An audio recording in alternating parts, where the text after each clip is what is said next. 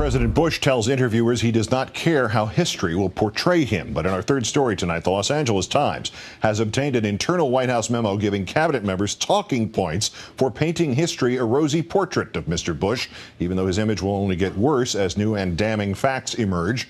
What does the memo say, and how are we obligated to correct its bizarre claims?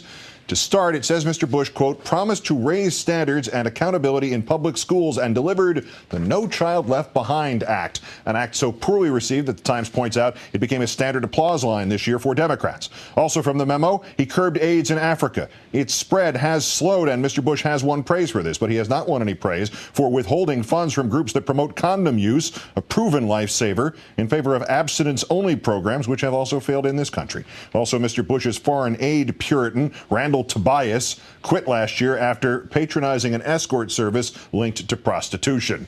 Also from the memo, Mr. Bush lifted the economy with his tax cuts and, quote, responded with bold measures to prevent an economic meltdown. 2005, Mr. Bush told a 57-year-old single mother of three, one of the mentally challenged, that it was, quote, fantastic, uniquely American that she had to work 3 jobs, unlike 500,000 people who have no job as of November, in the first presidency for decades during which family earning power fell and income disparity continued to rise. The meltdown he prevented, now having claimed several Wall Street institutions which had weathered 1929 and 9/11, but not 43.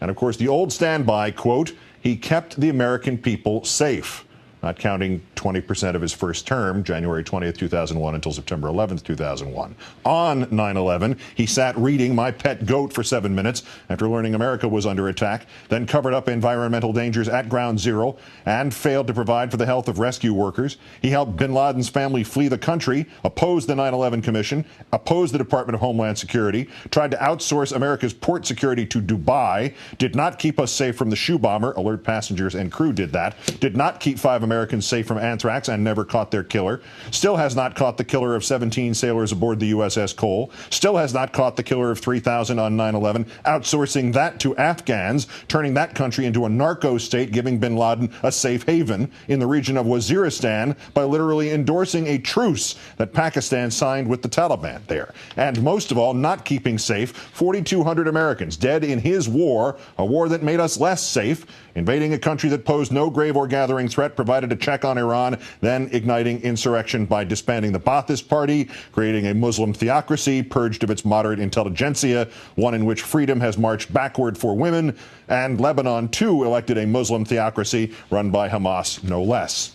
Keeping us safe? Terrorism is rising worldwide. The still thriving enemy has claimed Pakistan's Benazir Bhutto and thousands of people in India, including 200 in Mumbai just last month. Russia can now invade U.S. allies without fear of retribution. And Mr. Bush failed to prevent Kim Jong-il from joining the ranks of nuclear powers. Despite even more ample warning than he received prior to 9/11, he lifted not a finger to keep a major American city safe from wind and water.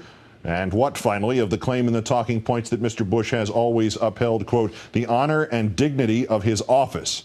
You must define dignity downward to find it in a lie, the lie of mission accomplished, of upholding the Constitution or protecting habeas corpus, that we do not eavesdrop without warrants, we do not eavesdrop on Americans, the lie that we do not torture, that we do not play politics with justice, that we do not use the wheels of justice to crush dissent, that we do not betray those who serve us in secret, that we uphold rather than commute the penalties for those who do, that we do not stage fake news conferences, do not censor science, do not plant propaganda in Iraqi newspapers, nor pay U.S. columnists to write it in American newspapers, or push respected Americans to vaporize their honor and dignity with lies to the world, or lie about the causes of the credit crisis, high gas prices, or even that he watched the first plane hit the North Tower on TV.